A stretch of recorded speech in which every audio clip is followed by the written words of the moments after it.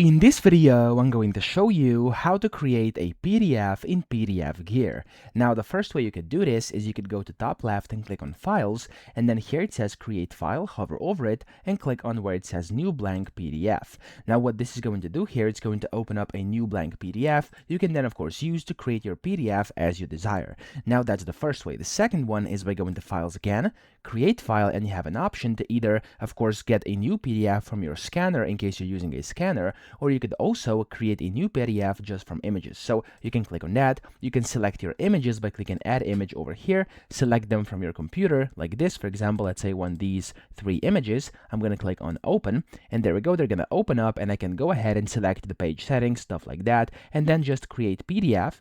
It's going to start creating. I'm going to press OK over here, and you'll be able to see basically it's going to open up your PDF directly in here, and there we go. I now have a created PDF from images. So that's basically how you can do this. I hope this video helped you out. If it did, please subscribe to the channel and help me out as well.